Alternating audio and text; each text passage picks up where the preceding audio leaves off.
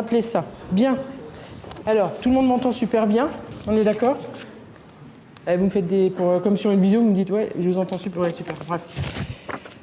Merci d'être là. Bonsoir.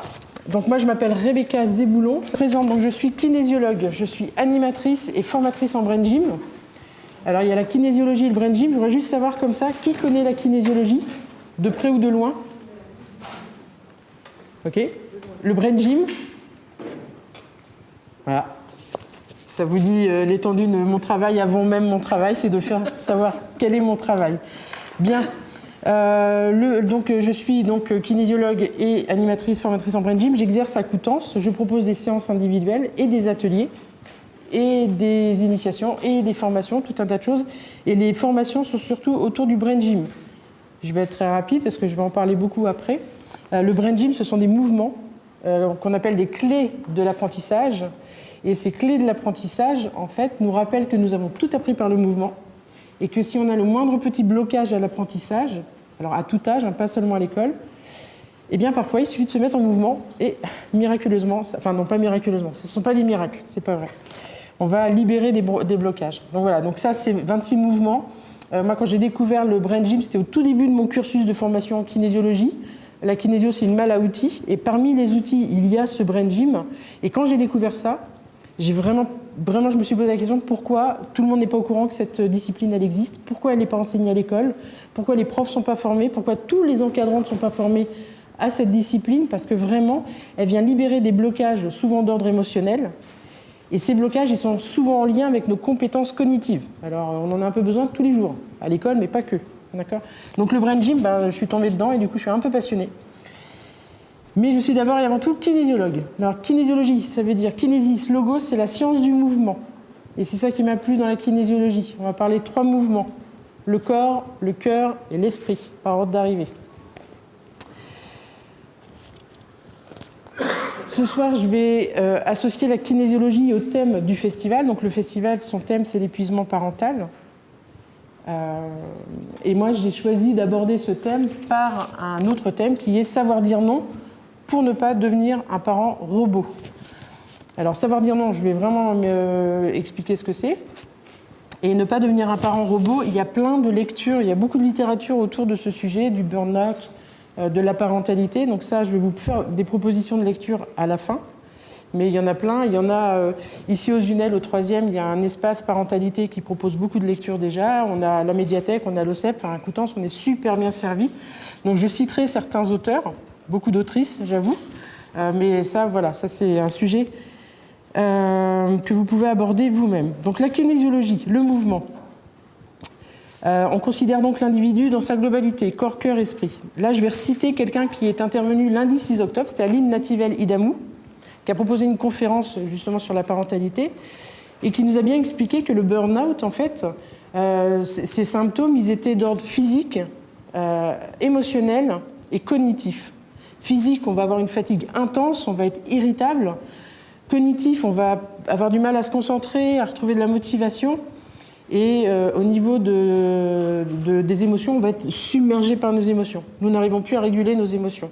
Donc, un stress intense, ça a un impact, pas à un endroit de notre corps, ça a un impact sur tout notre corps. Et donc, le corps, le cœur et l'esprit. Donc, la kinésiologie, elle aborde ces 3 thèmes-là. C'est une méthode douce de libération du stress émotionnel. Le stress peut donc se manifester par des troubles du sommeil, l'irritabilité, comme donc l'avait expliqué Aline Nativel. Et souvent, ce sont des émotions qui sont bloquées dans notre corps. Et donc, ça va... le symptôme, ça peut être une douleur physique, par exemple. Mais derrière ça, ça va souvent être une émotion qui est installée depuis plus ou moins longtemps et qui, comme on ne l'exprime pas, si on ne l'exprime pas, elle reste à l'intérieur et elle va toquer partout dans notre corps jusqu'à ce qu'on veuille bien lui ouvrir. D'accord ? Donc là, ça peut être un problème de sommeil. Elle vient me réveiller la nuit. Elle me fait tousser la nuit parce que je n'exprime pas suffisamment ce que j'ai à dire ou je vais avoir des douleurs quelque part dans le corps. Et nous, en kinésiologie, on a plusieurs outils, dont un qui est qui est important, qui est même essentiel, c'est le test musculaire. Le test musculaire, c'est qu'on va tester la tonicité d'un muscle. Donc on part d'un muscle fort. On va tester la tonicité d'un muscle Et en fonction de je garde ma tonicité ou je perds ma tonicité, ça va nous indiquer une réponse émotionnelle du corps. Donc en général, en séance, je vais tester ce muscle-là, qui est un deltoïde, et je vais demander à la personne qui est en séance de mettre son bras comme ça. Donc déjà là, elle met son bras, son muscle est tonique, parce que le bras tient. Et moi, je vais poser des questions. Et parfois, les questions vont générer un stress pour le corps. Et quand le corps est en stress, le muscle perd sa tonicité. L'info, elle arrive par les oreilles, par un de mes sens, enfin par les yeux, par les oreilles. Elle est traitée par mon cerveau.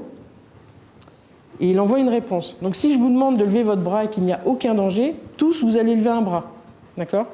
Par contre, si je mets un pistolet sur votre tempe, mais je ne vais pas le faire, mais si je mets un pistolet sur votre tempe et que je vous dis, levez le bras droit, si vous levez le gauche, je tire. Je suppose que vous savez tous où se trouvent la droite et la gauche. On part de ce postulat, d'accord ? Eh bien, sous l'effet du stress, au lieu de lever le bras droit comme vous l'aviez fait toute détendue juste avant, eh bien là, vous allez lever les deux mains et vous allez mourir. Parce que je vous avais prévenu. Si vous levez le bras gauche, je vous tue. Ce que je veux dire, c'est que dans un état calme, on a accès à tout notre potentiel.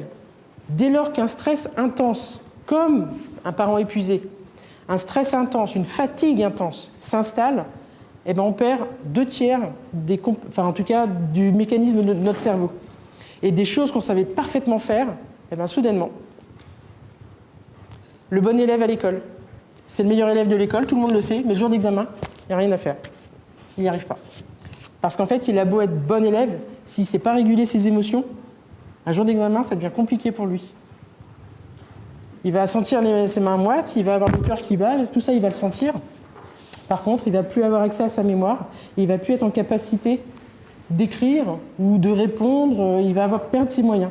Alors que vous le sortez de la situation d'examen, c'est le meilleur élève. Donc la gestion des émotions, c'est quelque chose qui nous impacte dans notre vie de tous les jours. Donc en kinésiologie, on ne va jamais changer une situation stressante. Moi, les gens qui viennent me voir, ils vont m'expliquer une problématique ou une situation qui est vraiment très stressante pour eux, une relation avec un collègue, avec un supérieur, avec un parent, un proche. Ça, je ne vais pas y toucher, on ne va pas changer cette situation. On n'a pas la main. Par contre, ce qu'on va leur permettre de faire, c'est de mieux vivre cette situation, de mieux la gérer et mieux la supporter. Bien. Donc ça, c'est la kinésiologie. Alors une fois qu'on a, oui c'est ça, le test musculaire, quand j'interroge la mémoire, parce que j'interroge la mémoire du corps. Alors je ne sais pas où vous en êtes sur ces sujets-là, que notre corps il a tout en mémoire depuis toujours. C'est-à-dire que dès notre vie intra-utérine, déjà il a beaucoup d'infos et il va continuer à emmagasiner toutes ces infos. Et quand je pratique le test musculaire, en fait, j'interroge la mémoire du corps de la personne. Et donc je peux lui poser des questions et il va me répondre par le biais de la tonicité du muscle, qu'il perd ou non. D'accord ? Donc une fois qu'on a défini l'origine, par exemple si une personne vient me voir parce qu'elle a mal à l'épaule, moi je ne vais pas travailler sur la douleur à l'épaule, je vais travailler sur l'origine de la douleur. Au préalable, la personne, je l'aurai eu au téléphone et je vais lui demander si elle a bien vu son médecin et qu'elle a bien passé toutes les radios possibles pour voir si à l'épaule il n'y avait rien. S'il n'y a rien à l'épaule, alors ok, on peut y aller. On peut investiguer avec la kinésiologie. C'est un très bon outil parce que probablement, il y a un blocage émotionnel derrière et il se manifeste au niveau de l'épaule. Donc une fois qu'on a identifié l'origine, je vais utiliser tout un tas de techniques qu'on m'a enseignées en kinésiologie. Et des techniques émotionnelles, des techniques énergétiques ou des techniques qui passent par le mouvement. Et ce soir, comme j'avais envie que vous repartiez avec des outils, ce sont des outils issus des mouvements avec lesquels vous allez repartir. Donc certains en connaissent quelques-uns. Donc voilà, donc cette conférence, elle va durer à peu près 1h30, à peu près. Et on va donc aborder ce thème de savoir dire non pour ne pas devenir un parent robot. Donc moi, mon objectif, le premier, c'est que vous repartiez en ayant retenu plus de 10% des informations que je vais dire, parce que je ne vais pas arrêter de parler. On va faire des mouvements entre deux. Et le deuxième et le troisième, c'est de vous donner des outils de compréhension. Donc je vais expliquer plein de trucs et des outils concrets, donc je vais vous mettre en mouvement. Bien, alors il y aura 3 grands axes. Pourquoi c'est si difficile de dire non ? Les 3 dimensions de la vie qui sont impactées et donc qui ont besoin de rester en équilibre. L'équilibre, c'est un peu le mot magique de la kinésiologie. Garder son équilibre pour accéder à son potentiel. Et on va observer le cerveau sa vue triunique. C'est une vue très simplifiée du cerveau, mais qui va vous expliquer le mécanisme des émotions et comment on peut réguler les émotions. Ça va être la page numéro 6 du PDF. Bien, donc la kinésiologie, c'est un régulateur d'émotions. Il nous aide à réguler nos émotions pour accéder à notre plein potentiel, pour bien vivre une situation stressante. Eh oui. Voilà. Donc là, ça va être le premier mouvement que je vais vous proposer de faire. Donc j'ai tout écrit. Ce mouvement, il s'appelle les points positifs. Les points positifs, vous allez prendre un pouce, index majeur. Le pouce va toucher la première bosse frontale, pendant que l'index et le majeur va aller chercher la deuxième bosse frontale. Pendant que vous allez le faire, je vous explique à quoi il sert. Mais aussi, alors avant qu'on ait Google, avant les téléphones, tout ça, quand on cherchait un mot et qu'on l'avait sur le bout des doigts, notre main, on ne la mettait pas par hasard quelque part, quoi. On venait stimuler ces points-là. Alors je dis bien on venait parce que franchement, Google a un peu d'emprise sur notre mécanisme, d'accord, naturel. Mais quand vous avez un problème et que vous cherchez une solution, vous dites comment je vais faire? Naturellement, spontanément, vous allez mettre vos mains ici. Et bien là, je vous le donne précisément. Pouce, index majeur pour avoir un toucher neutre, parce qu'on a une polarité dans notre corps, plus, moins, neutre, plus, moins, neutre, moins, plus. Donc en toucher neutre, pouce, index majeur, vous venez toucher vos bosses frontales. Donc ça, vous pouvez le faire dans une salle d'attente, dans la voiture, au feu rouge, machin. Enfin, c'est super facile. Et une seule main, pouce, index majeur. Alors les enfants, ils me disent, on fait un pistolet avec la main. Bon, bah d'accord, mais ça fait beaucoup de pistolets dans mes histoires, non? D'accord? Donc pistolet, et vous venez toucher vos deux bosses jusqu'à ce que vous sentiez sous vos doigts simultanément des pulsations. Et là, je la fais très très courte, d'accord, parce que moi je suis capable de parler 3 heures sur un seul truc, d'accord. Et là on n'a que 1h30, alors autant vous dire que... Mais là, il y a des points neurovasculaires qui viennent relancer, on va dire, des circuits énergétiques dans votre corps, Donc dès que vous sentez les pulsations sous vos doigts, eh ben, savourez. Savourez-les et ensuite vous relâchez. Donc ces points-là, ils aident à relâcher la tension, à désamorcer le stress. Ils recentrent l'attention et ils installent une ambiance sécurisante. Voilà, je repose le cadre. On est sur l'épuisement parental et comment ne pas devenir un parent robot. D'accord ? Donc ce mouvement-là, vous pouvez le faire avec vos deux mains. Puis comme on a une polarité, vous le faites avec vos deux mains. Et vous pouvez surtout apprendre aux gens que ce mouvement existe. Ça s'appelle les points positifs. Alors maintenant, on va passer à la page numéro 7 et je vais vous proposer de répondre à un questionnaire. Ça va être rapide, d'accord? Donc, pour savoir votre capacité à dire non. Parce que là, on est dans le cadre de l'épuisement parental, mais globalement, alors j'ai quand même axé sur la parentalité, mais globalement, est-ce que c'est facile pour vous de dire non? Et je vais préciser quand même que là, le thème, c'est savoir dire non pour ne pas devenir un parent robot, mais j'ai envoyé, en préparant cette conférence, j'ai envoyé un mini questionnaire à des gens, des orthophonistes, des professeurs d'école, des enseignants, des soignants, des parents, beaucoup de profils.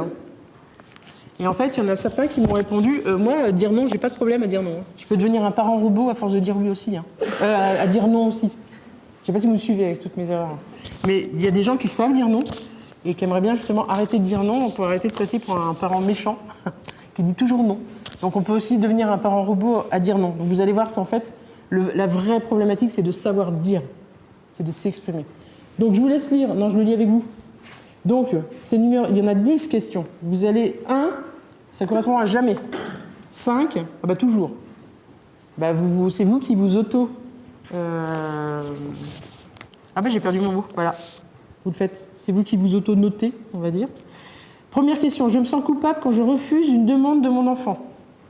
Alors, si vous n'êtes pas concerné par l'enfant, vous pouvez adapter, d'accord? Je me sens coupable quand je refuse une demande de mon enfant. Alors 1, jamais. Et si je vais jusqu'à 5, ah bah 5 c'est oui, toujours je me sens coupable. Je vous laisse faire vos calculs, d'accord? La deuxième question, j'ai peur de blesser ou de décevoir quand je dis non. Près du 1, bon non, jamais. Près du 5, ah bah tout le temps. Troisième question, je me surprends à dire oui alors que en fait j'aurais bien dit non. En tout cas, je le pense. 1. Jamais. Proche du 5, tout le temps. Tout le temps, je me sens... Quatrième question. Je crois qu'un bon parent doit répondre favorablement à son enfant. Un bon parent doit dire oui à son enfant. Bah non, je pense pas, ça je le fais pas. Ou pas. 5e question, je crains les conflits quand je refuse. Vous arrivez à compter? C'est OK pour vous? Ouais. Je crains les conflits quand je refuse. Donc proche du 1, jamais. Proche du 5, tout le temps. J'aime pas les conflits.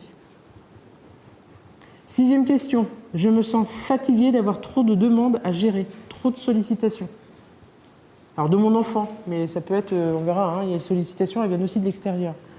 Je suis débordée par les sollicitations. 1, jamais. Proche du 5, ah ouais, complètement. 7e question. J'ai parfois l'impression d'être un parent robot qui répond automatiquement. Donc là, je l'ai ajusté parce que vous pouvez dire oui ou non. Je dis trop de oui ou je dis trop de non. D'accord? Alors, est-ce que vous avez l'impression d'être un parent robot parce que vous répondez automatiquement? Proche du 1, jamais. Proche du 5, toujours. 8e question. Je remarque que mes enfants testent mes limites quand je dis oui trop souvent.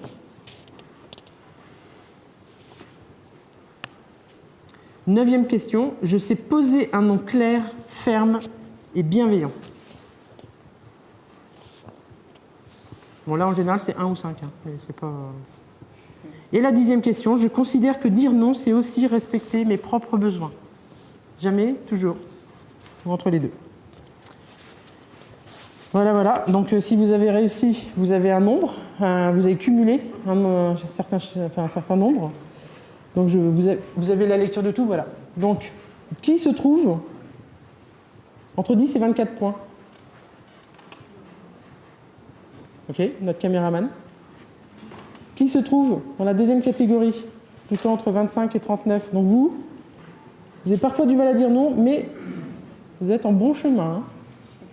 Ok, et les autres, vous êtes plutôt au-dessus de 40? 40 piles, hein. D'accord. À l'aise avec le nom, le cadre est clair. Ouais. Alors, il y en a combien là qui levé les mains pour voir? Eh bien voilà, donc une. Voilà. Non, mais bravo, bravo, bravo. Bien, quand on lit ce questionnaire, on se rend compte que savoir dire non pour ne pas devenir un parent robot, en fait. Alors là, je suis page 8. En fait, il y a beaucoup de peur derrière un savoir dire non. D'accord? La peur de blesser, la peur de décevoir, la peur d'être rejeté. Oui. J'ai peur d'engendrer un conflit, mais j'ai l'impression que quand on avait beaucoup de points, c'est qu'on ne savait pas bien dire non, justement. Alors, on repasse le slide d'avant. Ben, on est à l'aise avec le non. On sait facilement dire non. C'est l'inverse. Je refuse une demande de mon enfant. Si on dit 5, donc c'est beaucoup de points. Oui. Donc c'est inversé, je me serais trompée. Mais c'est bien, c'est que vous suivez. Merci beaucoup. Ça, c'est le problème quand on a la tête dans un document. Oui, mais vous l'avez réexpliqué et moi, du coup, je l'ai compris comme vous l'avez dit. C'est vrai? Parce qu'au début, j'avais fait dans l'autre sens. Et quand j'ai vu que j'étais au 10-24, j'ai dit non, c'est pas moi. Je sais très bien dire non. Ouais, je suis pas du tout à l'aise avec le non. Alors, donc, Alors, ce document, il faut savoir qu'il va être disponible. D'accord? Vous allez l'avoir. Enfin, vous allez l'avoir si vous le souhaitez. Si vous avez laissé votre adresse email, tous les documents que vous voyez là vont vous être envoyés. Et donc, alors, j'adore parce que, donc ça c'est une erreur. Mais alors moi j'ai vraiment pas de problème avec l'erreur parce que du coup ce sont des pistes d'amélioration. Donc je vais pas vous dire je suis contente de m'être trompée, mais ça me dérange pas du tout. Par contre je vous remercie de l'avoir remarqué. D'accord? Super. Donc on peut passer à la... Mais merci beaucoup de l'avoir remarqué parce que je vais pouvoir le corriger. Donc ce questionnaire, néanmoins, il a mis en lumière que derrière une difficulté à dire non, il y a beaucoup de peur. D'accord? Il y a donc peur de décevoir, peur de blesser, peur d'être rejeté, le regard des autres, peur d'être jugé, la peur du conflit. Et ça, dans le questionnaire, j'avais envoyé un petit questionnaire à toutes les personnes soignantes, enfin, il y avait plein de profils. La peur du conflit, elle ressortait souvent, cette peur du conflit. La culpabilité, la honte, la tristesse, le découragement, tout ça sont des choses qui ressortent beaucoup. Et la peur, par exemple, de ne pas être un parent gentil, un bon parent. Alors là, CFANIH, c'est CF Aline Nativel Idamou, c'est celle qui est intervenue lundi 6 octobre. Elle vous parle du parent parfaitement imparfait, d'accord? Parce qu'un bon parent, c'est comme l'enfant, en fait, un bon enfant, ça n'existe pas, d'accord? Il faut être super clair, et en fait, c'est hyper subjectif. Donc, et ça fait référence à la perfection. Et là, j'adore lâcher des petites phrases. Et la perfection, par exemple, je vais vous dire que c'est l'autoroute vers la dépression. D'accord? Donc c'est plutôt sympa hein, comme soirée. Autoroute vers la dépression, parce qu'en fait, ça n'existe pas. C'est ultra subjectif. Et surtout, c'est pas ce que Rousseau voulait nous dire. Quand il nous disait qu'on était des êtres doués de perfection, il voulait nous rappeler justement que quand on fait une erreur, il faut bien le prendre parce qu'on va s'améliorer. On peut que s'améliorer. Ou alors, on se dit, non, mais j'ai pas fait d'erreur. Je vais être dans le déni, puis je vais vous dire, mais non, pas du tout. C'est vous qui avez mal compris. Et là, c'est horrible. Alors qu'en fait, je vous dis, hein, je suis presque contente de m'être trompée. C'est super. Du coup, je vais pouvoir l'améliorer, le questionnaire. Donc, c'est super. Donc, en fait, on n'est pas des êtres... Enfin, si quelqu'un se dit perfectionniste, je l'invite fortement à quitter ce perfectionnisme. Parce qu'en fait, il est perfectible. Nous sommes capables de nous améliorer tout au long de notre vie. Ça, c'est la vraie vérité. Donc, on peut se perfectionner tout au long de notre vie. Voilà, ça s'arrête là. Donc, la perfection, mais Aline Nativel-Idamou, je vais dire Aline à un moment donné, parce qu'il est long son nom, mais elle explique bien que un parent, c'est parfaitement, mais imparfait, quoi. D'accord ? Et c'est pareil pour l'enfant. Donc ça, je lui laisse ce sujet. Et je voulais aussi vous rappeler que quand on parle de perfection, du coup, ça nous ramène aussi à notre rapport à l'erreur. Et donc, je lui ai répondu en faisant une erreur dans mon questionnaire, mais l'erreur, elle est nécessaire pour apprendre. Il y a une phrase qui dit « l'échec est non seulement inévitable, mais il est surtout indispensable. C'est lui qui nous fait grandir. Si nous n'apprenons pas à échouer, nous échouerons à apprendre. » Alors, dans le contexte, là, savoir dire non pour ne pas devenir un parent robot, pour moi, un point super important, c'est de savoir se remettre en question. Accepter qu'on fasse des erreurs. D'accord ? Donc, je ne reviens pas sur la perfection, mais ça n'existe pas. Donc, je le redis, c'est l'autoroute vers la dépression. Voilà, vous retenez si vous voulez. Alors, qu'est-ce que je n'ai pas mis en place chez moi qui m'empêche de le mettre en place chez mon enfant ? C'est ça qui va m'intéresser, moi, kinésiologue. C'est ça que je peux vous apporter ce soir. C'est-à-dire que s'il y a une peur de décevoir mon enfant, si j'ai peur de blesser mon enfant, c'est un enfant, hein. Dans la construction neuronale, il n'est pas au point encore. Hein. D'accord ? Donc, tous ces termes-là, lui, il ne les a pas. Et des fois, on parle d'enfant tyran. Je ne suis pas tellement d'accord avec ça. C'est un enfant, il n'est pas là pour vous embêter. Enfin, pour embêter les parents. Donc moi, ce qui va m'intéresser, c'est qu'est-ce que dans l'histoire du parent, là, qu'est-ce que le parent n'a pas su, qu'est-ce qu'il n'a pas eu et que du coup, il ne peut pas mettre en place puisqu'il ne l'a pas eu, en fait. Donc on va plutôt s'intéresser à son histoire. Ah oui, j'ai aussi un point important. Ma capacité à dire non aux autres et oui à moi, c'est me respecter. Alors il y a aussi un truc que je voudrais vous dire, et donc aussi à la demande de Cécile, un point important. Ma capacité à dire non à une demande. D'accord ? C'est-à-dire que quelqu'un me demande quelque chose, que ce soit mon enfant ou mon collègue, n'importe qui, on me demande quelque chose, c'est sous la forme d'une question. C'est une question. Donc à une question, nous pouvons répondre oui ou non. Donc la personne qui est en face de moi, si elle me pose une question, elle doit être en capacité de recevoir un oui comme un non. Donc ça, c'est d'un point de vue. Et moi, je dois être en capacité de dire oui comme de dire non. Parce qu'en fait, je ne dis pas ni oui ni non à la personne. Là, il ne faut pas se tromper, hein, ce n'est pas la personne le sujet, c'est l'objet, c'est la demande. D'accord ? Donc je dis non à la demande. Non, je ne peux pas vous prêter ma voiture. Bah non, j'en ai besoin. Je ne peux pas vous la prêter. Mais par contre, ça ne veut pas dire que je ne vous aime pas et moi, je ne vais pas imaginer que vous allez me rejeter ou dire je ne suis vraiment pas quelqu'un de fiable, machin, parce que je ne peux pas vous prêter ma voiture. Ça n'a rien à voir. Donc, j'insiste, dire non aux autres, en fait, cette phrase, elle n'est pas vraiment juste, parce que je ne dis pas non à l'autre, je dis non à sa demande. Donc, un enfant qui demande des choses, quand on lui dit non, ce n'est pas à lui, c'est à ce qu'il demande. Donc, on peut éventuellement, une fois la colère apaisée, lui expliquer que, en fait, ce qu'il veut, tout de suite non, mais demain, sûrement. Voilà, bref, ça c'est important. Dire non à une demande et pas à quelqu'un. Alors, ça nous renvoie vers quoi ? Ma difficulté à me poser des limites. Et du coup, de fait, à poser des limites. C'est ma difficulté à me sécuriser. Donc, à sécuriser. Si je ne sais pas comment ça marche, je ne vois pas comment je peux donner l'exemple. Si je ne l'ai pas reçu dans mon histoire, pardon pour le micro, si je ne l'ai pas reçu dans mon histoire, ça va être compliqué pour moi de le transmettre. Donc il y a plein d'autres choses, mon manque de confiance en moi, mon incapacité à prendre ma place, tout autant de thèmes qui expliquent que c'est dur pour moi adulte de dire non à quelqu'un parce qu'en fait tout ça, là, tous ces ingrédients nécessaires, je ne les ai pas eus en fait avant. Donc ça renvoie à mon histoire. Donc là, la kinésiologie, elle va nous aider à aller chercher l'origine de ces blocages, dont réussir à dire non, en fait. D'accord ? Donc on va déjà comprendre le mécanisme pour pouvoir l'accepter. Donc, page numéro 9, je vais vous parler de pourquoi je suis un parent épuisé à force de ne pas savoir dire non. Ben, il y a plein de facteurs externes. Il y a mon travail qui m'épuise. Maintenant, tout le monde bosse et puis on court tous après le temps. De toute façon, enfin, pareil, hein, ça c'est un sujet, c'est pas le mien ce soir, vous le connaissez par cœur. On est tous à courir après le temps. Mon couple va mal, un proche est malade, des sollicitations qui n'en finissent pas, je suis seule à tout faire, je n'arrive pas à prendre soin de moi, etc. Que des choses que vous avez déjà entendues, que vous connaissez, d'accord ? In fine, je suis épuisée.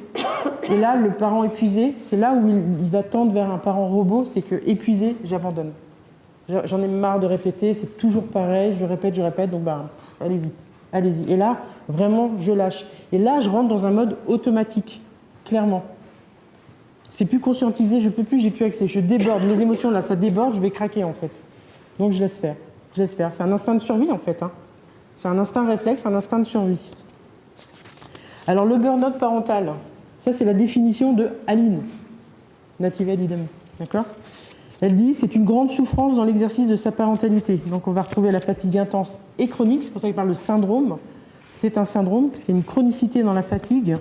C'est une perte d'accès au plaisir, c'est une perte d'accès à ses émotions, c'est une distanciation affective avec son enfant. Il n'y a plus aucun plaisir. On fait les choses les plus essentielles. On le nourrit, on le lave, on le couche, tant bien que mal. Mais on fait les choses vraiment de manière automatique. Donc c'est le parent robot. Et le parent robot, je pense que ça, lui, son rêve, c'est juste de dormir, en fait. Hein, d'accord ? Donc pour ça, il faudrait pouvoir lui enlever son enfant ou ses enfants et lui permettre de dormir. Donc là, on va arriver à la page 10. Et sans vouloir vous endormir, je vais vous proposer un deuxième mouvement. D'accord ? Parce que comme je parle beaucoup, ok ? Donc ce deuxième mouvement, qui apparaît normalement, voilà. Mes dessins sont magnifiques, ils sont très clairs. Et encore, vous n'avez pas vu celui qui va vous faire peur tout à l'heure. Donc là, quand on est dans un effort, donc quand on est stressé, quand on est épuisé, hein, de toute façon tous, je suis sûre, si je vous teste, dans un effort, vous allez faire... Voilà, vous allez bloquer votre souffle, vous allez prendre de l'air avant, vous allez tout bloquer et vous allez faire l'effort. En vrai, normalement, vous devez inspirer, donc nourrir vos muscles, ils ont besoin de plein d'autres choses, mais dont de l'oxygène, et pendant l'effort, vous devez souffler. Enfin, vous devriez. C'est pas une injonction, hein. Mais si vous déménagez et que vous avez plein de cartons à porter, eh ben, je vous invite à inspirer avant l'effort et à souffler pendant l'effort. Bien. Ce mouvement-là, plus sérieusement, donc vous allez mettre une main sur votre nombril ou les deux mains sur votre nombril. Vous allez fermer vos yeux si vous le souhaitez, il n'y a pas d'obligation. Et quand vous allez inspirer, vous allez vous remplir d'air. C'est-à-dire que vous allez gonfler votre ventre, pardon, excusez-moi. Non, mais c'est pas, en fait, parce que je voulais vous dire, non, les épaules, elles ne bougent pas. Bon, j'ai dit jambes, je ne sais pas pourquoi. Donc, vous allez inspirer en gonflant votre ventre et les épaules ne se lèvent pas. Et la tête ne part pas en arrière. Là, j'ai plein d'indices, là, c'est chez la jeune dame là-bas. D'accord ? Donc, quand vous inspirez, votre ventre se gonfle, vos épaules sont détendues et quand vous soufflez, vous videz votre ventre. Vous inspirez et vous videz. Pendant que vous le faites, ce mouvement réapprend à respirer au lieu de retenir son souffle pendant qu'on se concentre. Il relaxe et il favorise l'écoute et la confiance en soi. Tout bête, hein ? Respirer. C'est un peu vital, quoi. Donc ça, ce sont des outils concrets, c'est-à-dire que, alors la respiration, vous la connaissez, mais la vraie respiration, dans son histoire, la respiration ventrale, en fait, je m'ouvre au monde. Ça nous ramène à un réflexe très ancien, qui s'appelle le réflexe de Moro, M-O-R-O. Si vous êtes curieux, vous irez voir sur... parce que je ne vais pas avoir le temps, je pense. Le réflexe de Moro, quand un bébé sort du ventre de sa mère, okay, qu'il sorte par césarienne ou par voie naturelle, quand il sort, le bébé, il respire par les poumons, et aussitôt, il se referme. Alors moi, je vais exagérer le mouvement. Il va faire... Il gonfle son ventre. On ne lui dit pas « rentre ton ventre », tout ça. Lui, il vient de naître, hein, donc il a autre chose à faire. Il gonfle son ventre, et il se referme. On l'appelle le réflexe des câlins. Il est en lien avec la sécurité intérieure. Donc autant vous dire que savoir dire non pour ne pas devenir un parent robot, le cadre qu'on m'a mis, le cadre que je n'arrive pas à mettre, et tout ça, sécurisé, c'est complètement là, c'est présent. D'accord ? Donc, La respiration ventrale, c'est pas juste une respiration. Ça fait appel à plein de choses. Donc si vous la faites en conscience, vous lui donnez l'air que vous respirez, vous lui donnez une forme, une couleur, le chemin qui suit, et vous gonflez votre ventre. Et quand vous soufflez, vous ramenez, enfin vous ne le faites pas forcément, mais vous visualisez que vous ramenez vos mains vers votre nombril, comme le bébé qui vient de naître. D'accord ? Je m'ouvre au monde, mais vite, rassurez-moi, parce que le monde là, tout d'un coup il fait froid, il y a du monde, il y a des odeurs, on me touche. Moi j'étais tranquillou dans le ventre de maman, j'étais au chaud, j'étais en sécurité. J'étais en sécurité. Dans ma première maison, j'étais en sécurité. Je sors déjà, faut me rassurer. C'est OK pour vous ? Donc ça s'appelle la respiration ventrale. Donc ça va vous permettre d'avaler tout le reste qui reste. C'est encore un petit peu. Alors, page numéro 11. Enfin, c'est pas pour vous, c'est pour... voilà. Comment parvenir à dire non et à éviter de devenir un parent robot ? Ben voilà, on arrive enfin au... Ah, c'est ça qu'on cherche. Et il me reste 15 minutes. Là. Comprendre le mécanisme au niveau du corps pour apprendre à réguler et à apaiser. Okay, mon challenge ce soir, c'est de ne pas anticiper tout ce que je dois vous expliquer après. Ce qui m'intéresse ce soir, c'est de vous expliquer en quoi la kinésiologie peut être une ressource pour le parent épuisé. Alors, parent ou pas parent, mais on est dans le parent. Son épuisement, c'est le résultat d'un stress intense et prolongé qui finit par toucher toutes les dimensions de la vie. Je répète ce que Aline a expliqué auparavant. Sur le plan physique, on va le voir par une fatigue chronique et des troubles du sommeil, par exemple.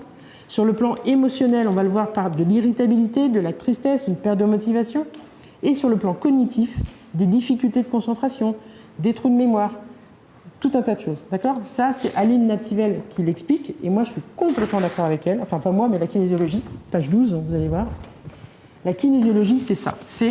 Et c'est ce qui m'a plu dans la kinésio, c'est qu'on parle de 3 mouvements. Le corps, le cœur, l'esprit. On a tout appris par le mouvement. Je vous ai dit ça à un moment donné. Et je vais vous parler des réflexes archaïques, je suis obligée, parce que... Qui connaît les réflexes archaïques ? Ah, c'est beau. Bon, un petit peu. Bon, les réflexes archaïques, on en a beaucoup. Je vais essayer d'être très rapide. Quand un enfant naît, d'accord ? Donc lui, il réflexe de Moreau, mais ça n'empêche que le pédiatre ou le médecin, je ne sais pas qui, va prendre le bébé à la naissance et va tester quelques réflexes, dont le réflexe de Moreau. C'est-à-dire qu'il va prendre le bébé sur le dos, d'accord ? Là, ça ne se voit pas trop bien, il est sur le dos, et il le prend, et il lui fait ça, pour que la tête change de niveau. Et le bébé doit écarter les bras un petit peu et les refermer. Et ça, il va tester aussi le mécanisme de la marche, c'est-à-dire qu'il va mettre ses mains, enfin, un doigt dans les mains du bébé, qui va agripper fermement le doigt, et on peut lever le bébé à la force de son agrippement. Ça, c'est l'agrippement palmaire. L'agrippement palmaire, lui, il faudrait qu'il soit intégré, sinon, quand vous allez lui serrer la main, il va vous la broyer. Parce qu'un bébé, au départ, il prend quelque chose, il prend ça, par exemple, mais il ne sait pas le lâcher. Ça s'appelle l'agrippement palmaire. Il va l'apprendre. On s'en souvient parce qu'il lâche, on ramasse, il relâche, on ramasse. Et là, au lieu de dire, bon, bah, c'est bon, j'ai autre chose à faire, et ben, en fait, il faudrait lui dire bravo, parce qu'il est en train d'intégrer son réflexe d'agrippement palmaire. D'accord ? Bon, bref, j'en étais au Moreau. Donc, on teste le Moreau, on attrape, on met nos doigts dans ses mains pour contrôler le mécanisme de la marche. Et ben, il tient rien qu'avec la force de son agrippement palmaire. Qu'est-ce qu'on teste ? Soutien des mains. Quand vous tombez, vos mains vous protègent. Bon, bah, ça, on va le vérifier chez le bébé. Là, on le met sur le ventre, on le penche et on vérifie qu'il met bien ses mains comme ça. Tout ça, à la naissance, il y en a 3-4, il ne doit pas y en avoir beaucoup, je ne pense pas qu'il y en ait beaucoup plus. On les teste à la naissance, on ne les teste pas après, c'est bien dommage, pour vérifier que le système nerveux central du bébé, il est en bonne voie de développement. S'il a tous ces réflexes-là, donc ces mouvements réflexes, alors c'est bon, on peut le donner à la maman, enfin en tout cas, tout va bien, il ne part pas... Donc ça, ce sont les mouvements réflexes.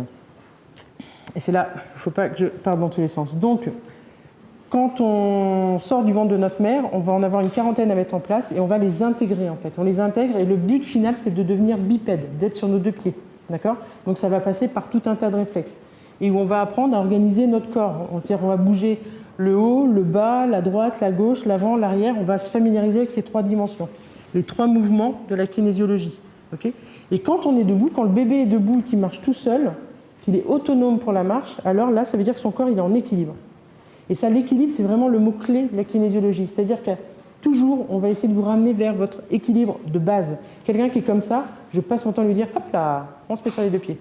On est bien centré, on est bien aligné, parce que là, quand je suis comme ça, c'est beaucoup plus dur d'être dépressif quand on est comme ça que comme ça. Un dépressif, je vais dire, bon, déjà, je ne gère pas les dépressifs, mais quelqu'un qui ne va pas bien, je vais dire, oh, regardez devant vous. Hop, vous vous redressez et regardez devant vous. Ça, le corps, il aime, parce que là, il est en sécurité. En équilibre, il se sent en sécurité. Et s'il se sent en sécurité, bah, du coup, vous vous sentez en sécurité et il vous laisse accéder à tout votre potentiel. D'accord? Donc, vous pourrez plus facilement savoir dire non. Vous serez beaucoup moins épuisé, d'accord? Parce que vous aurez accès à votre équilibre. Donc là, sur ce schéma-là, je montre déjà l'image du cerveau. Donc ça, par exemple, ça j'en parle tout le temps. Le reptilien, le limbique et le cortex. J'adore ça. Et ça, c'est vraiment, j'ai un objectif, c'est que vous repartiez avec ce schéma-là en tête. D'accord? Le reptilien, je vais le répéter parce qu'on a tout appris par le mouvement et la répétition. Donc je vais faire que ça. Bouger et répéter. Donc, le reptilien, c'est votre corps. Le limbique, votre cœur. Le cortex, votre cerveau, enfin votre tête, vos pensées, quoi. D'accord? Donc là, l'instinct de survie, il est là. La gestion des émotions et de la mémoire émotionnelle, elle est là. Et ma capacité à traiter une info et restituer une réponse et m'exprimer, donc savoir dire non, par exemple, ça va se trouver ici. D'accord?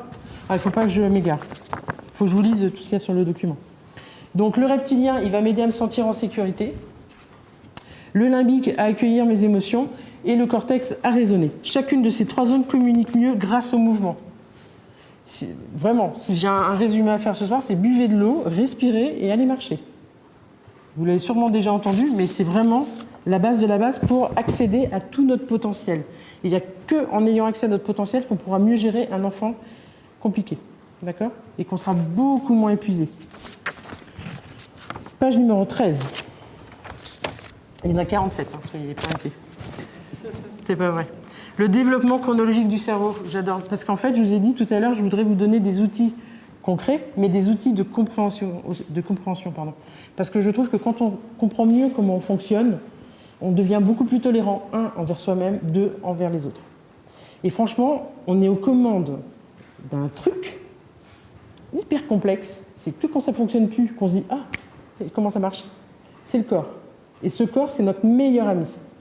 Et naturellement, spontanément, on sait ce qu'on doit faire avec notre corps. Et lui, il nous emmène que vers ce qui est bon pour nous. C'est vraiment notre meilleur ami. Après, il y a le chien, il y a qui vous voulez, mais d'abord, il y a notre corps. Et de bien comprendre comment ça fonctionne, et ça va se situer au niveau du cerveau, puisque les émotions, elles vont être gérées par lui, et ben ça va devenir un peu plus facile de dire non, par exemple, ou de dire oui, en tout cas de dire tout court. Donc le reptilien, c'est, à vos souhaits, c'est la partie du cerveau la plus ancienne. Quand on est un bébé, je veux bien l'image d'avant, s'il te plaît. Quand on est un bébé, quand on vient d'arriver dans le ventre de notre mère, franchement, tout le monde dit « Ouais, génial, on est enceinte, machin, super ». En fait, on est moche comme des... On ressemble qu'à ça, enfin, on est un bout de reptilien. Et on n'est que dans le corps, on n'est que dans le corps, on n'est que là. D'accord ? Tout ça, ça n'existe pas encore. Il va falloir que j'apprenne à marcher, à être en équilibre pour que lui, qu'il se sente suffisamment en sécurité pour me laisser accéder à cette zone-là et ensuite que je puisse développer celle-là, d'accord ? Où il y a le langage, par exemple. D'accord ? Donc le reptilien, c'est le plus ancien, c'est le premier, c'est avec lui que je vais tout apprendre. Mon expérience sensorimotrice. Tous les sens qui vont déclencher des actions, des réactions motrices et qui vont me permettre de développer toute l'architecture de mon cerveau. Le limbique, ce sont des émotions... Ah oui, on y retrouve les émotions primaires. Donc, pardon, ça c'est le slide d'après. Le limbique, ça va être toutes les émotions primaires, l'attachement. Donc, le réflexe de Moreau, je le trouve... Alors, j'ai pris des crayons exprès parce que je savais qu'à un moment donné, ça allait être embêtant. Alors, je ne suis pas dessinatrice ni illustratrice, mais je vais faire de mon mieux. C'est votre cerveau. Je reprends les couleurs. Le rouge, la partie rouge, c'est le reptilien.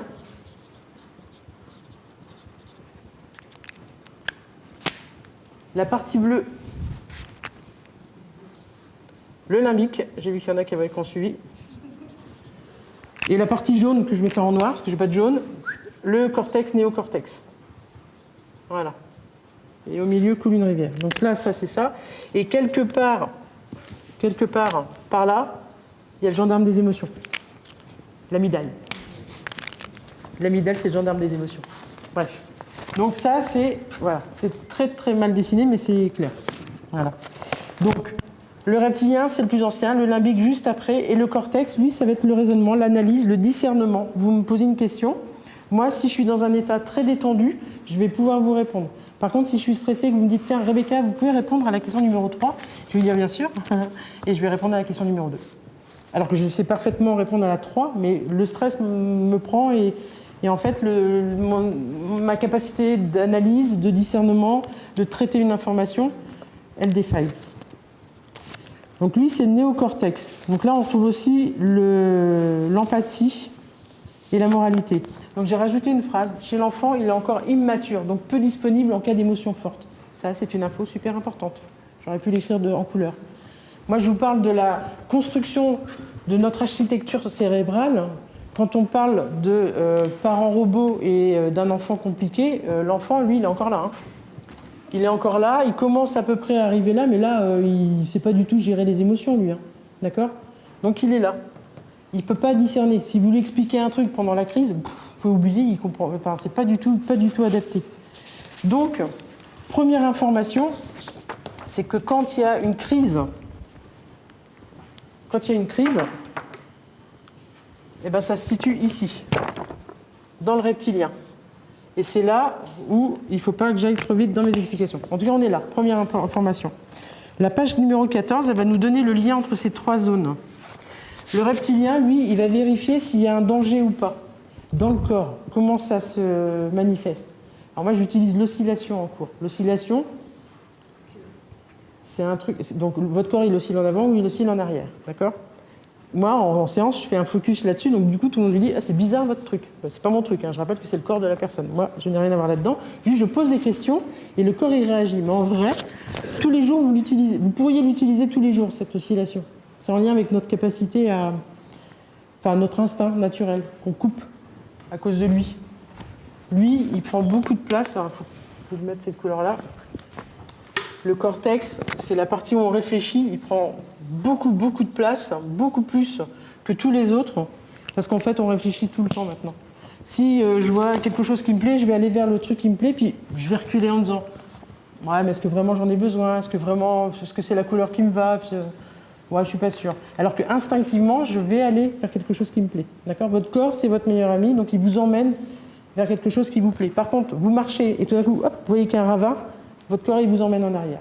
Réflexe de retrait, il va vous protéger. Dès qu'il vous protège, vous êtes là. D'accord ? Donc, s'il a besoin de vous protéger parce qu'il sent qu'il y a un danger, ou s'il y a une grosse crise et qu'il faut la gérer, ça se passe ici. Et là, on est dans les mouvements réflexes. Vous vous souvenez, les réflexes archaïques. Donc là, c'est du réflexe, c'est de l'automatisme. On est là. Donc un parent qui jette l'éponge, il est là. Il n'est plus ailleurs. Il est là.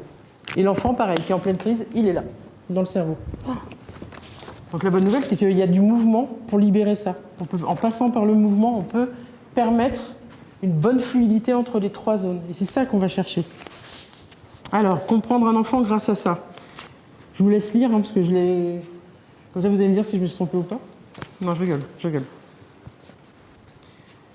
Donc le reptilien, il vérifie la sécurité. Est-ce qu'il y a un danger ou pas ? Le limbique, il va réagir émotionnellement. Donc là, surtout chez le parent, hein, parce que l'enfant, il n'est pas encore bien structuré pour les émotions. Et le néocortex, il intervient ensuite, si le danger n'est pas trop fort. Sinon, il n'a pas le temps. Quand l'émotion, le stress ou la fatigue montent trop haut, le néocortex se déconnecte. Alors, je vais essayer de ne pas spoiler la suite, mais je ne crois pas que je vais la spoiler. Il faut savoir qu'en cas de gros danger,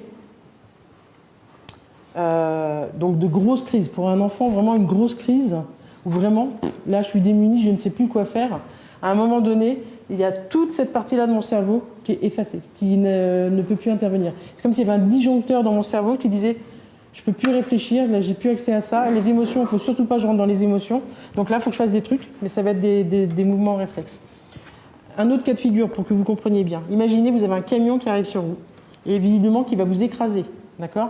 Il est évident que vous n'avez pas le temps de regarder la couleur du camion, la plaque d'immatriculation, d'accord ? Là, il faut juste partir en courant. Donc, votre cerveau, il appuie sur un disjoncteur, plus d'émotion, il ne faut pas que vous soyez drivé par la peur, il faut que le reptilien prenne le dessus et qu'il vous emmène et le corps va générer des hormones, il va sécréter les hormones qui vont bien pour que vous partiez en courant. D'accord ? Le reptilien, c'est les réflexes de survie, c'est la lutte, la fuite ou la sidération. La sidération, j'en avais beaucoup parlé l'année dernière, parce que dans des cas de danger extrême d'une personne, eh ben, elle va plus se débattre, elle va plus parler, elle va pas dire non et elle va pas se débattre parce qu'en fait son corps lui dit, enfin son cerveau lui dit la meilleure, enfin pour qu'on s'en sorte, qu'on ait le plus de chances de s'en sortir, on ne bouge plus, on ne parle plus, on ne fait plus rien. Donc ça se passe ici au niveau du cerveau, le reptilien. Tout le monde connaissait cette vue triunique du cerveau, le reptilien, le limbique et le cortex, ou c'est nouveau?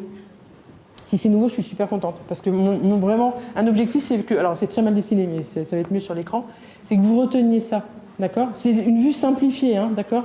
C'est pour que ça soit très facilement compréhensible, mais une crise d'un enfant, quand on est un parent ou un prof ou n'importe qui et qu'on a un enfant en crise devant nous, il faut savoir que l'enfant il est là et que bientôt, vous aussi, vous allez être là.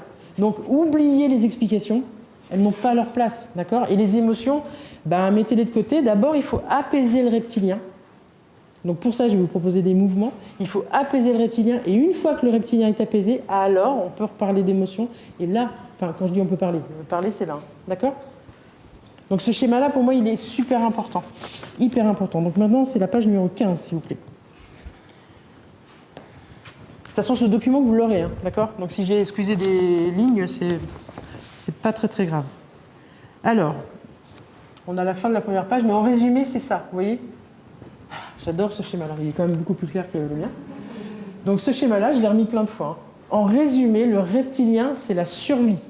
Je dois partir en courant, je dois me bagarrer ou... Ah, j'ai une histoire, je vous la raconte quand même. D'accord?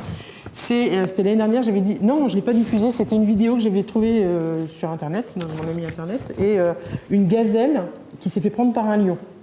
Alors moi, je déteste ces documentaires animaliers, d'accord? Mais là, comme ils avaient spoilé la fin, j'ai dit ok, je regarde. Donc la gazelle, elle est sur le dos, les 4 fers raides, donc elle est morte. Et le lion s'apprête à dévorer sa proie. Quand soudain, une hyène arrive. Et la hyène, elle veut piquer la proie au lion. Okay, donc le lion se lève, attaque la hyène. Donc, et pendant qu'ils se battent, on voit la gazelle, enfin les pattes de la gazelle qui tout d'un coup frémissent comme ça, et tout d'un coup elle se met sur ses 4 pattes et elle se barre. On croyait qu'elle était morte, et en fait c'est l'explication de ça. C'est vraiment l'instinct de survie, il est là. Et l'instinct de survie, c'est je pars en courant, je me bats, ou... Et avec un peu de chance, il y a une hyène qui va arriver. Bon, pour la gazelle, d'accord? Mais vous remettez ça pour... voilà. Donc le reptilien, c'est ça, en fait. Limbique, les émotions, la mémoire émotionnelle, le cortex, ma capacité à m'exprimer. Et pour pouvoir m'exprimer, il faut que lui ne soit pas en alerte générale. D'accord? Donc savoir dire non, autant vous dire qu'en pleine crise, c'est pas possible. Donc je vais être épuisée. Émotionnellement, tout est là. Alors que je ne spoil pas. Donc le limbique, l'émotion, débordement, pleurs, colère, ben oui, évidemment. Et le néocortex, dialogue, recul et empathie, on oublie en pleine crise. Hein. D'accord? Le recul, on l'a pas. Hein. La prise de recul, c'est impossible. On est submergé par tout le reste. Hein. Il n'y a pas moyen de... même pas de réfléchir. Donc, là c'est écrit très petit pour moi. Cesser d'attendre du raisonnement chez un enfant en crise, je crois que vous avez compris. Identifier que le parent épuisé ne manque pas de volonté, mais de ressources. Il n'a plus accès à ses ressources. Elles sont là, les ressources. Hein. Il n'y a plus accès. Là, il est épuisé dans le corps. C'est dans le corps. Le reptilien, c'est le corps. Il est épuisé. Je vous ai dit, on a tout appris par la répétition, donc je répète. En résumé, dans le burn-out parental, l'amygdale domine. Alors l'amygdale, je vous en ai très peu parlé. Elle n'est pas si elle était apparue avant. Donc l'amygdale, elle est quelque part, normalement par là, ou par là, non par là. Donc l'amygdale, c'est le gendarme. Le gendarme, c'est lui qui va interroger. Alors c'est des termes, ce sont des termes, pardon. Il y a, je ne sais pas si vous connaissez hippocampe, et j'ai peur de faire des fautes. Je ne l'écris jamais. Hippocampe. Pardon s'il y a des profs et que je l'ai mal écrit. Je m'en moque, c'est un axe d'amélioration. Le thalamus, ça vous parle tous ces trucs-là? Voilà. Bon, alors le thalamus, comment je fais moi? L'hippocampe, en fait, c'est la clé USB de mémoire de mes émotions. D'accord? Donc quand il y a un danger, si j'ai le temps, le reptilien, il va dire... Enfin, l'amygdale, elle prévient le reptilien pour qu'il intervienne tout de suite quand même. Et puis tout de suite après, elle va aller voir l'hippocampe et dire « Dis donc, dans ta clé USB, est-ce que tu te souviens là, de cette situation? Qu'est-ce qu'on doit faire? Parce qu'on a tout en mémoire. Vous vous souvenez, dans le corps, on a tout en mémoire. » Hippocampe, elle va se souvenir et dire « Ah oui, dans ce cas-là, il faut faire ceci. » D'accord? Même si c'était une grosse bêtise, mais comme c'est ce qu'on a l'habitude de faire, ben on le refait. Ça s'appelle la zone de confort. C'est-à-dire, je maîtrise. C'est pas confortable, mais je maîtrise. C'est là, dans l'hippocampe. Et donc l'hippocampe dit ouais non ça va, puis c'est pas trop grave, donc c'est bon, tu peux en parler au néocortex, il va te donner des solutions pour régler la solution, apaiser l'enfant, tout va bien. Ça, c'est quand il n'y a pas un danger trop fort. Si le danger il est trop fort, l'amygdale, elle ne va que là. Ça, elle n'a pas le temps. C'est l'histoire du camion, elle n'a pas le temps. La plaque d'immatriculation, la couleur du camion, elle n'a pas le temps. Là, la crise, elle est comme ça, il faut vite intervenir. Donc, voilà. Des fois, il y a des envies de meurtre des parents. Bon. Alors, dans le burn-out parental, l'amygdale, elle domine, le cortex préfrontal, il perd le contrôle et le cerveau reste coincé en mode alerte, ici. Alerte. Donc, autant vous dire qu'on ne peut rien attendre en pleine crise. Dire non, dire oui, dire tout court, on ne peut pas, en fait. On ne peut pas. C'est là, dire. On ne peut pas. C'est pour ça que savoir dire non, en vrai, c'est savoir dire. Alors, ah ouais, là, je dois vous dire que, donc, ah ben, je l'ai écrit. Souvenez-vous que vous faites de votre mieux. Parce que quand on en est là, c'est là où, en fait, on se déteste en tant que parent. On se dit, je suis nul, en fait. Je suis archi nul, quoi. En vrai, c'est pas vrai, parce qu'on a dit juste avant, c'est pas que vous soyez nul, c'est que vous manquez de ressources.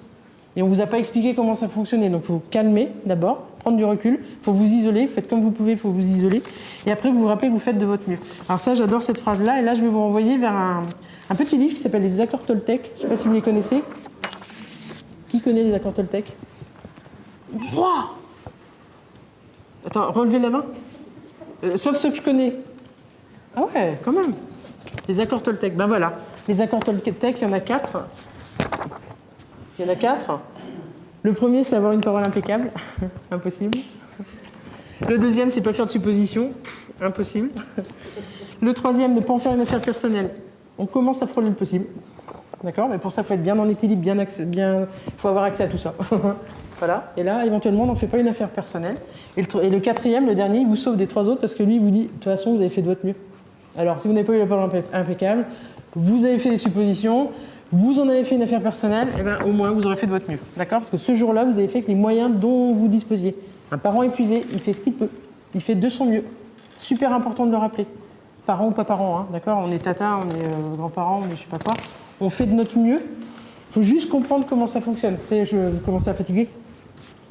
Page 16, je vais vous faire un mouvement. Parce que là, je sens que votre clé USB, elle est pleine. Il me faut de l'espace. Donc là, vous avez bien compris le dessin.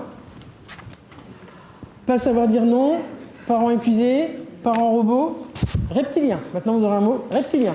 C'est le corps et c'est la survie, c'est l'automatisme, le réflexe. D'accord? Alors là, c'est cette photo-là qui fait peur normalement. J'ai pas trouvé mieux. Ça s'appelle les bâillements énergétiques. Alors, contrairement à ce que dit la photo, c'est un super mouvement. D'accord? Donc, vous allez effectivement ouvrir grand la bouche, si vous le souhaitez. Hein, d'accord? Voilà, c'est ça. Les bâillements énergétiques, c'est donc toujours en toucher neutre, 4 doigts pour avoir un toucher neutre. D'accord? Vous leur faites neutre, plus, moins, donc plus, moins, ça fait neutre. Si vous vous souvenez de la physique un peu, vous avez des cours qui reviennent. Vous allez masser au niveau de l'articulation de la mâchoire. D'accord? Et là, je vais perdre beaucoup de gens. Vous allez bâiller et c'est normal. Bâiller, ça libère des tensions. Alors, quand on est en pleine crise reptilienne, autant vous dire que les tensions, elles sont là. D'accord? Donc, vous massez l'articulation de votre mâchoire avec vos 2 mains. D'accord? Vous ouvrez grand la bouche et en fait, vous allez chercher les bâillements. Ouais, bah oui. Ça va hydrater vos yeux en plus. Alors... Et puis il n'est pas du tout 23h. Donc vous n'avez pas sommeil, je vais vous mettre en plein état hypnotique. Et donc, contrairement à ce que vous croyez, ça dynamise, c'est vrai. Ça met du dynamisme, ça réduit les tensions, ça c'est vrai. Et bâiller, c'est un réflexe respiratoire.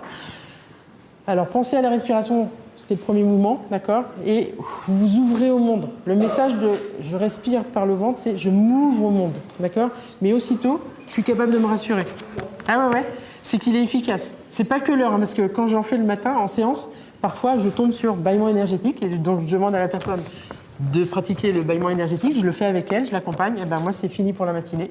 Je passe mon temps après à m'excuser auprès des autres clients en disant alors je vais bâiller parce que je suis une très bonne cliente. Voilà. Bref, donc réduit les tensions, favorise la prise de parole et favorise l'écoute. Vous l'avez suffisamment pratiqué parce que là il reste 42 pages. Tenez bon. Ça marche très bien. Moi, je le fais en classe et ça marche très très bien. Intuitivement, moi, je peux pas le dire. C'est vrai? Souvent oui, je vous assure. Super. Et on baille beaucoup en classe parce que quand je sens que la tension, On est là, on s'étire et on baille, et je dis allez-y, lâchez tout. Et en Ouais. fait, après, j'arrive à les récupérer. Mais c'est exactement ça. Je fais un petit aparté, d'accord? En brain gym, donc ça, ce sont des mouvements qui sont issus du brain gym, ok? Le brain gym, donc ce sont 26 mouvements, on les appelle les clés de l'apprentissage, et en fait, on nous explique bien que bouger, c'est super important pour accéder à toutes nos compétences, puisque chacune de ces 3 dimensions-là sont associées. Il faudra que je reprenne le fil, hein, d'accord? Vous m'aiderez.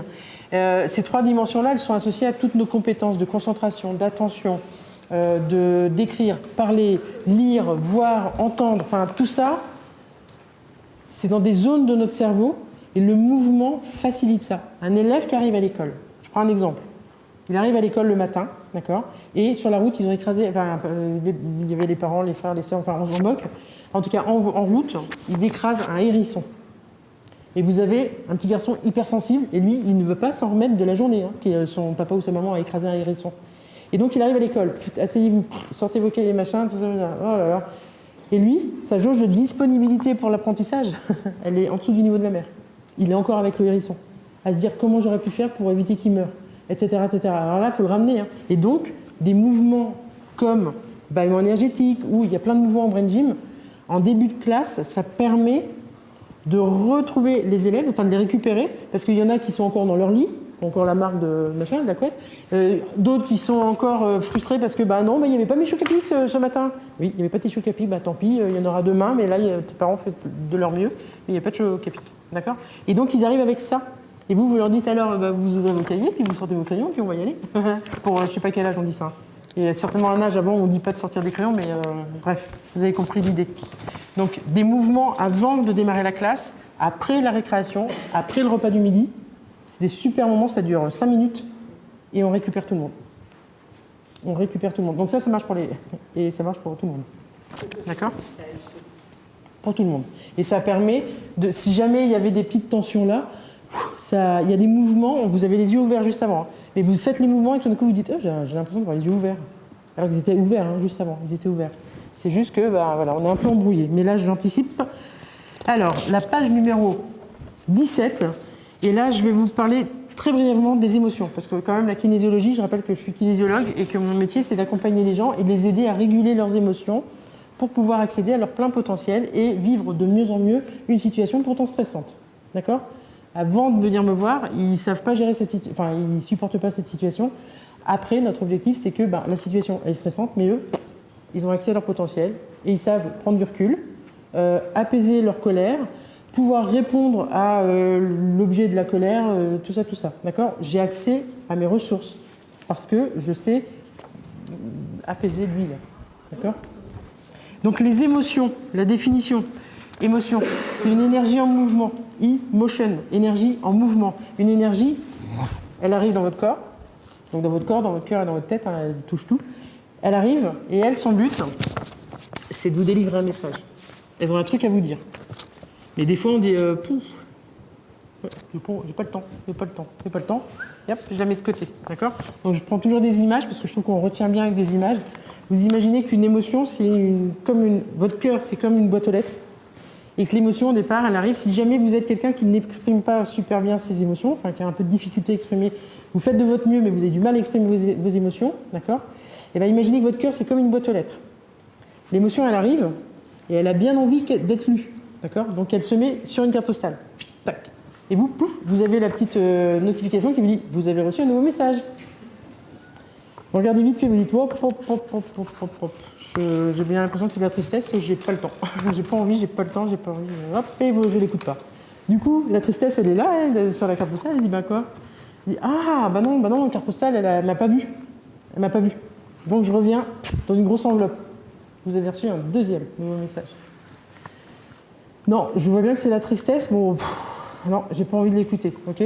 Et tout ça jusqu'à un gros colis. À un moment donné, votre boîte aux lettres, elle est pleine. Elle est pleine et elle déborde et elle est prête à exploser. Ben, ça fonctionne comme ça, une émotion. Si vous ne l'accueillez pas, si vous ne l'écoutez pas, et si vous ne l'exprimez pas, c'est-à-dire vous êtes triste, elle va vous inviter à pleurer. Et puis le corps, il est bien fait, il a un système lacrymal qui permet qu'on pleure. C'est génial. Donc ceux qui disent « Ah non, mais moi je ne pleure pas », ben, c'est dommage, parce qu'on est équipés, tous. Garçons, filles. L'allure stupéfiante. Donc les émotions. C'est une énergie en mouvement. c'est un signal d'un besoin. J'ai besoin de pleurer. Du coup, elle vient me dire, ça serait bien de pleurer, c'est la tristesse. Ouh, c'est la tristesse, ça serait bien que tu pleures là. Ça libérait, il y a des tensions dans le corps, ça libérait les tensions et on pourrait sortir du reptilien, parce que nous, on n'aime pas trop le reptilien. Il nous empêche de préparer nos devoirs. J'arrive pas à faire mes devoirs, j'arrive pas à m'y mettre, d'accord? Ou je rentre de l'école, enfin je sais pas, dans une situation en crise avec les parents, ben, je dois exprimer mes émotions, mais les exprimer de manière régulée, équilibrée, d'accord? Donc pour ça, je fais des mouvements. Ces fonctions, c'est un système d'alerte et une protection et un moyen de communiquer. Son processus, l'émotion, elle rentre, elle vous dit le message et elle vous invite à passer à l'action, d'accord? Donc si vous êtes OK avec ça, vous allez passer à l'action. Donc j'ai mis des petits emojis. Bah, la joie, en général, les gens, ils l'acceptent, hein, en général. S'il faut rigoler, on rigole. Ça, c'est OK. Mais il ne faut pas rester non plus dans la joie. La joie, c'est une émotion en mouvement comme les autres. C'est une émotion agréable. Sur les 4 émotions primaires, on en a 3 qui ne sont pas très sympas. Et une agréable, c'est la joie.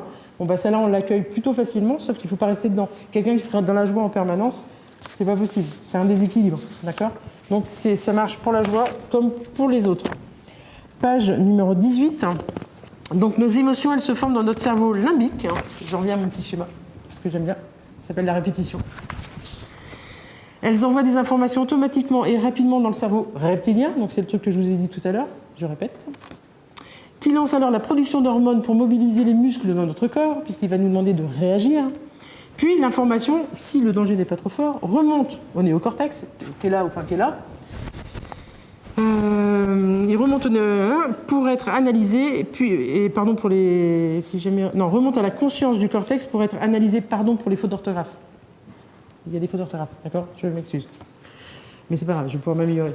Donc pour être analysé plus finement, pour imaginer d'autres solutions, pour calmer l'émotion en recherchant un complément d'information ou pour appeler de l'aide. Tiens, ça on ne l'a pas évoqué. Un parent qui ne sait pas dire non, il est submergé de sollicitations, ou il se sent tout seul pour tout faire, mais un parent épuisé, il a du mal à demander de l'aide aussi, parfois. Alors, des fois c'est l'origine, des fois c'est la conséquence. En tout cas, demander de l'aide. Mais demander de l'aide, ça marche si on a les trois zones de notre cerveau qui circulent librement. Donc vous l'avez tous lu, on ne contrôle pas une émotion. Une émotion, ça se régule. Page numéro 19. Il n'y en a plus beaucoup. Le circuler une émotion dans le cerveau. Je vais dire, elle répète. Ben oui. Parce qu'en fait, un parent qui est épuisé, qui est dans un burn-out total, là, parental, qui ne sait plus dire quoi, en fait, qui est en mode automatique, eh ben, ça se passe vraiment beaucoup au niveau de son cerveau. D'accord ? Donc d'avoir ce schéma-là, c'est super important. Donc, la situation est perçue par nos sens. D'accord ? Je vois ou j'entends ou je ressens. L'information... Ah non, je ne vais pas vous refaire ça. Le thalamus, l'amygdale, tout ça. Il y est dans le visuel. Je vous reparle de tout ça ou pas ? Le thalamus, je vous l'ai expliqué tout à l'heure. J'ai été trop vite tout à l'heure. Mais le thalamus, c'est ça. C'est le schéma que je vous ai expliqué tout à l'heure. Si le danger n'est pas trop important, on va prendre la fin. Si l'amygdale, elle reste activée. L'amygdale, c'est le gendarme des émotions. D'accord ? Si elle reste activée, on est bloqué dans le reptilien. D'accord ? On ne peut pas réfléchir... On n'a pas le temps, c'est trop important, c'est trop... Donc, on passe plus par la voie longue, c'est-à-dire le cerveau interroge... Non, on va passer à la page suivante, vraiment, je vous assure. Gardez le schéma simple, il est super celui-là, gardez ça, d'accord ? Les noms, si vous voulez les retenir, c'est thalamus, hippocampe et lobes frontaux, préfrontaux, mais on s'en moque, d'accord ? L'info importante, c'est en crise, on est bloqué dans le reptilien. Il est urgent d'apaiser le reptilien. Si je ne l'apaise pas, je ne peux pas accéder au reste, je ne peux pas réguler mes émotions, et je ne peux pas réfléchir, je ne peux pas discerner, et je vais dire des choses que je vais regretter, probablement. Page 20. Encore un schéma. J'adore celui-là aussi. Alors lui, j'avais fait des petits dessins, moi, mais comme je vous l'ai dit, je ne suis pas illustratrice, et du coup, il a fallu que j'en cherche un vrai. Ça, c'est passionnant aussi. C'est-à-dire que votre cerveau, il est comme ça, vue triunique. Là, vous avez tous la mémoire, reptilien, limbique, néocortex. Ça, là-dessus, paf.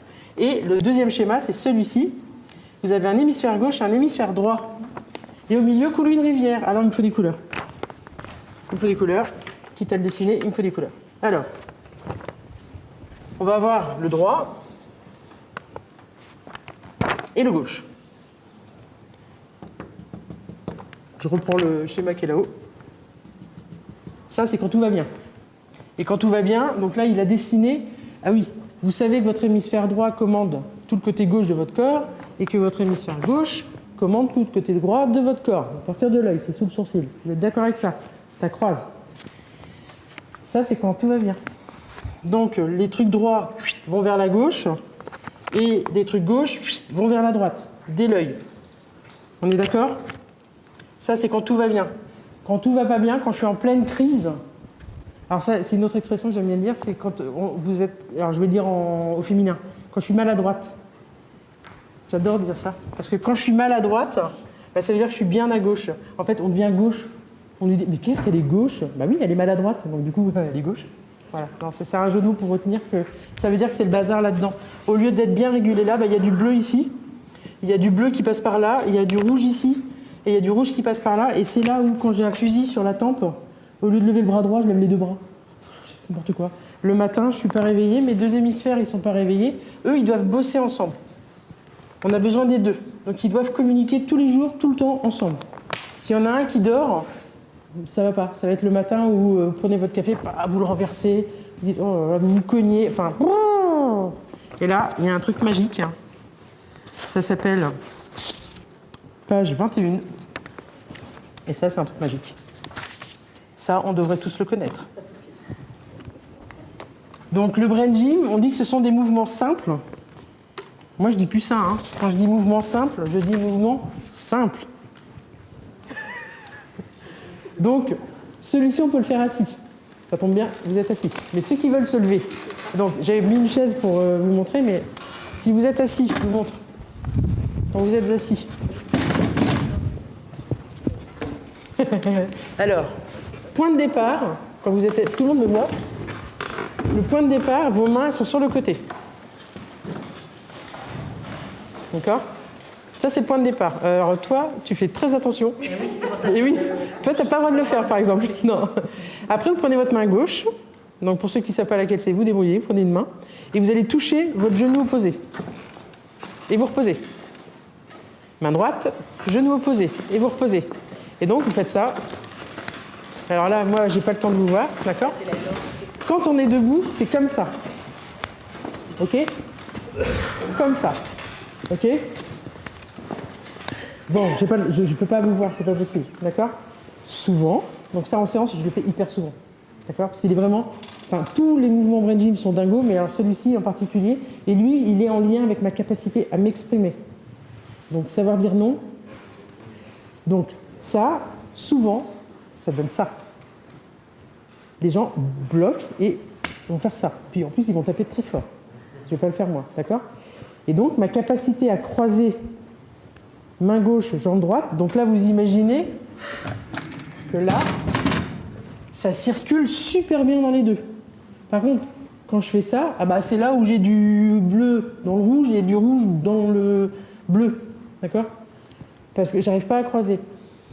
Et donc ça, alors vous, sur la chaise, vous le faites devant, comme ça. Mais vraiment, je vous invite à le pratiquer celui-là, d'accord? Vraiment. Et puis en famille, hein, ou à l'école, ça, il est super celui-là. Après, il y a derrière. Donc toujours point de départ. Un bras, une main, un pied. Une main, un pied. Une main, un pied. D'accord? Je ne bouge pas les deux en même temps. Et après, c'est sur le côté. Je lève un bras. Et la jambe que je lève, je laisse l'autre main dessus pour pas qu'elle bouge. Point de départ. Point de départ. Point de départ. Je reviens au point de départ. Je ne fais pas ça. Alors attendez. Je ne fais pas un truc comme ça, là. D'accord? Parce que là, c'est le bazar là-dedans. D'accord? Donc point de départ. Et alors, ce qui m'intéresse, moi, c'est qu'on puisse enchaîner les trois fluidement, sans s'arrêter, et voire même en racontant une histoire. Et bien souvent, la fluidité de l'enchaînement, on ne l'a pas. Vous êtes assis. Je vais vous demander de faire un autre truc. Ça. Alors, pardon pour le micro, je vais faire super attention. Vous touchez votre nez et vous croisez, vous touchez votre oreille. Touchez, hein, touchez. Touchez votre nez. On faisait ça quand on était... Moi, je faisais ça enfant, hein, d'accord? Vous touchez votre nez d'abord. On y va par étapes. En brain gym, on part toujours de quelque chose que l'on sait faire. Je sais toucher mon nez. Avec 2 doigts, on va être précis. 2 doigts et vous touchez le bout de votre nez. Ça, tout le monde sait faire. Ensuite, vous croisez et vous allez chercher l'oreille. Ensuite, vous décroisez et vous inversez. Voilà. Et ça, c'est génial. Ça, c'est génial. C'est comme se tromper dans le questionnaire, là, dans les chiffres. C'est super. C'est une piste d'amélioration. Ça doit devenir fluide. Parce qu'il n'y a pas de raison, si moi j'y arrive, il n'y a aucune raison que vous n'y arriviez pas. Et ça demande de la concentration, de l'attention, plein de choses. D'accord ? C'est OK pour vous ? Ensuite, il y a un autre mouvement qu'on faisait quand on était enfant. Celui-ci, d'accord ? Pareil, on y va par étapes. Je tapote sur ma tête et pas boum boum. Je tapote sur ma tête tranquillement et je fais des cercles sur mon ventre. J'en perds la tête, hein. C'est pas mal là. D'accord ? Tout ça, les épaules détendues et je respire tout à fait normalement d'ailleurs. OK ?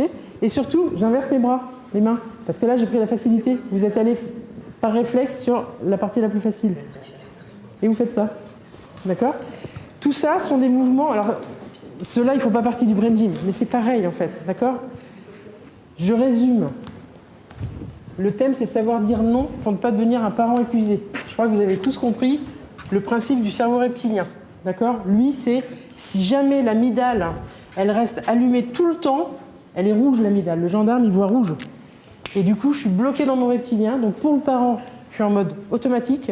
Pour l'enfant, je ne sais pas sortir de ma crise. Je n'ai pas accès au reste. D'accord ?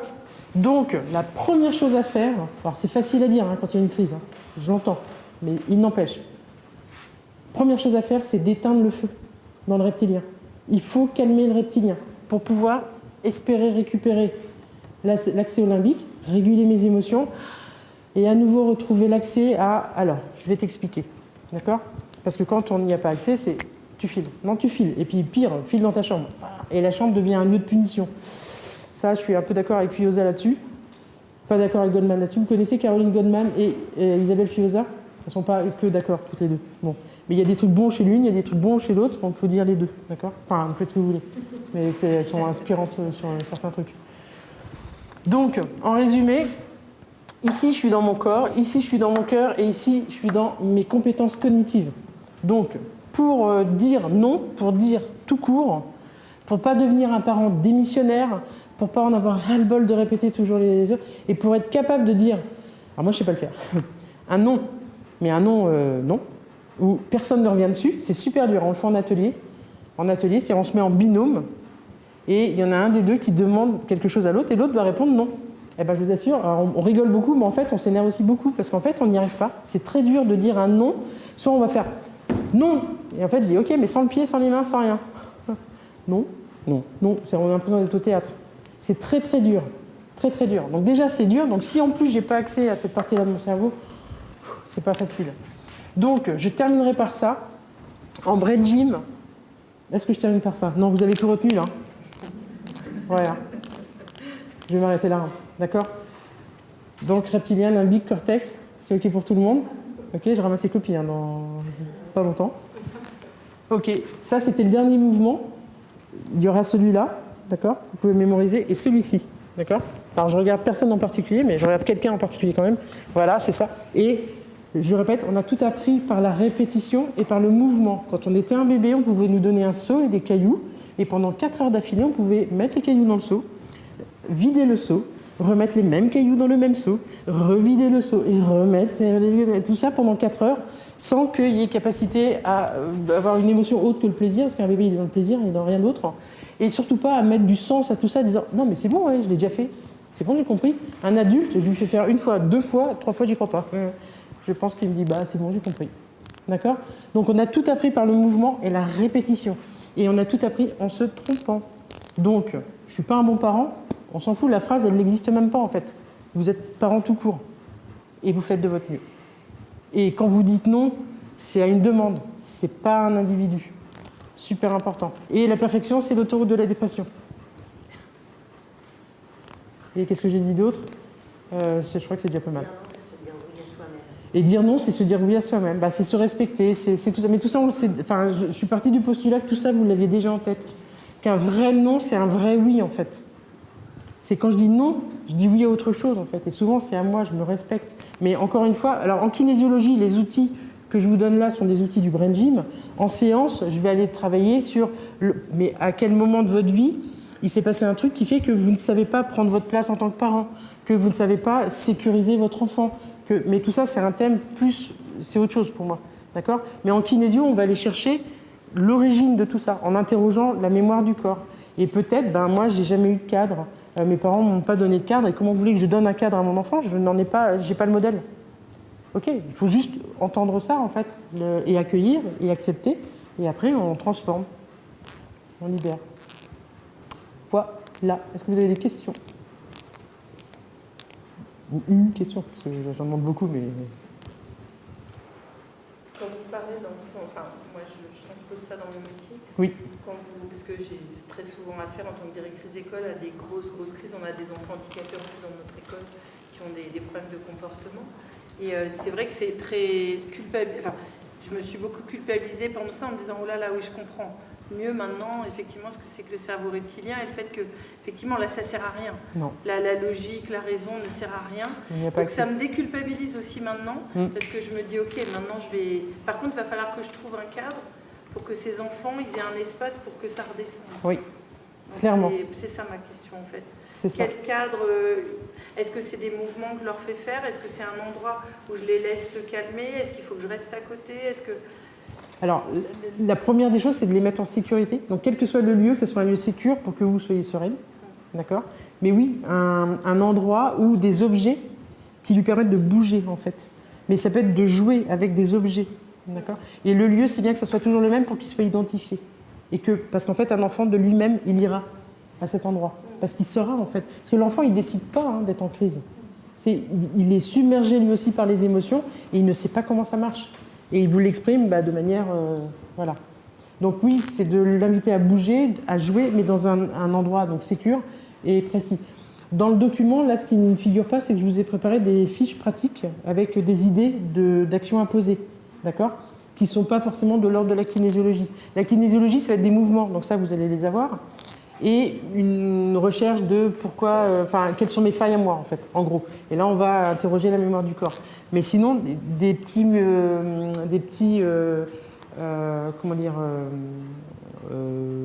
conseils pratiques, je vous ai préparé 2-3 fiches, en fait. Donc, si vous avez laissé votre email, vous les recevrez parce que je vais les envoyer aux organisatrices et vous y aurez accès. Je m'étais dit, je ne vais pas consacrer du temps à ça. Moi, vraiment, ma priorité, c'était que vous compreniez le mécanisme et que vous repartiez avec 3-4 mouvements que, d'ores et déjà, vous pouvez appliquer, mais vous allez leur donner tout leur sens en les reliant à ça. Parce qu'un mouvement, quand vous le faites, ce qui est important, c'est de mettre une intention avec. Un enfant, si vous le mettez au coin, ça existait, ça avant, ça marchait. Je ne dis pas qu'il faut y mettre un bonnet de cancre, ça, je ne suis pas du tout pour, mais de mettre un enfant dans un coin, et à la limite, que ce soit toujours le même coin, c'est identifié, en fait. Et ça donne du sens à la crise. Et juste un point, la culpabilité. La culpabilité, c'est super important, parce qu'en fait, merci de le dire, parce que j'allais l'oublier, la culpabilité, quand vous perdez l'accès à tout ça, donc vous ne donnez aucun sens à ce qui arrive, d'accord? Vous êtes en mode automatique. Il n'y a pas de réflexion. Il faut que j'agisse ou que je réagisse. Par contre, une fois que la crise elle est passée, c'est là où vous retournez dans cette super zone qui vous dit « Oh là là, pourquoi j'ai fait comme ça? Oh, j'aurais pas dû faire ça. Alors je vais avoir honte, je vais me sentir coupable. » Enfin, tout un tas de sentiments, d'accord?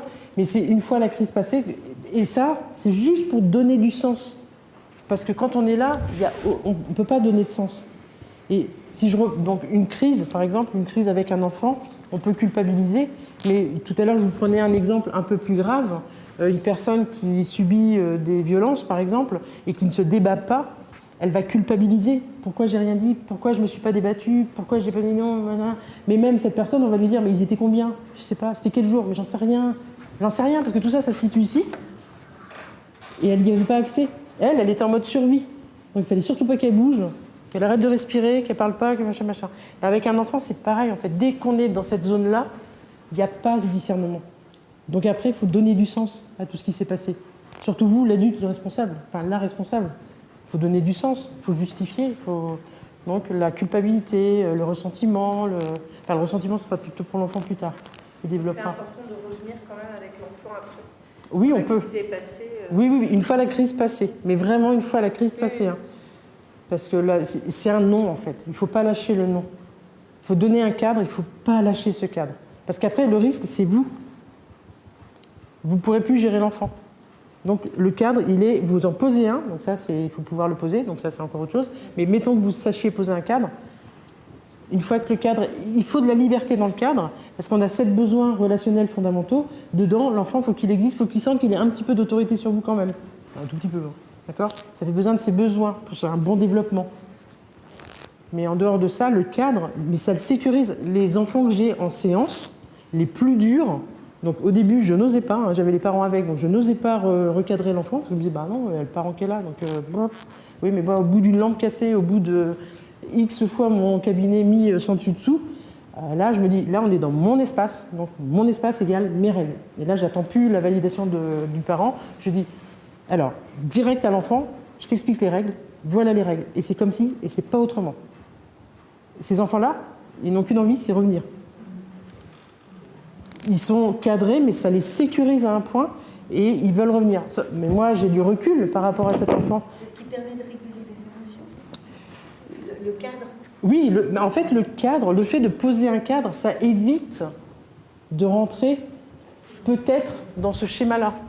Parce que si le cadre est clair, on ne rentrera pas là, on ne sera pas obligé d'en arriver là. Mais pour ça, il faut que le cadre soit clair. Mais pour que le cadre soit clair, il faut d'abord que je sois en capacité de le poser. Et là, il y a d'autres raisons qui peuvent faire que je ne sais pas poser un cadre. Mais ça, c'est à partir de mon histoire. Chacun son histoire. Donc il n'y a pas de jugement. C'est juste de comprendre le mécanisme et de se dire, si je n'en ai pas la capacité, peut-être de déléguer et de laisser mon conjoint ou ma conjointe poser ce cadre, parce que visiblement, il ou elle a cette capacité. Donc c'est de savoir déléguer. Et si c'est ni l'un ni l'autre des conjoints, c'est de déléguer ça à quelqu'un. Mais d'accepter et de reconnaître que je n'ai pas posé un cadre. Comment je fais ? Et demander de l'aide. Il faut demander de l'aide, donc il y a plein de structures qui existent pour demander de l'aide. Mais c'est d'identifier la problématique, en fait. Donc dans savoir dire non, il y a savoir dire, tout court. Okay ? Et m'exprimer, c'est là. Donc si je n'ai pas accès à cette zone-là, j'y arriverai pas. Voilà. Alors moi, je suis capable, mais comme le bâtiment ferme à 22h, je ne peux pas, mais je suis capable de rester encore plus longtemps là, sur cette zone-là, de vous en donner un peu plus. Mais est-ce que vous avez une vue globale depuis le début, savoir dire non pour ne pas devenir un parent robot ? Est-ce que vous avez déjà soit des mots, soit des images dans votre tête, vous repartez avec des outils ? Là, j'ai un oui. Oui, 2 oui, 3 oui. J'ai vendu ? Non, mais c'était pas. C'est juste m'assurer que. Est-ce que vous avez retenu plus de 10% ? Ça, je ne sais pas. Bon, vous aurez vous l'aurez. Hein, vous aurez tout ce que j'ai affiché là, d'accord ? Plus les fiches pratiques que j'avais proposées, et plus dans les annexes, il y a des propositions de lecture.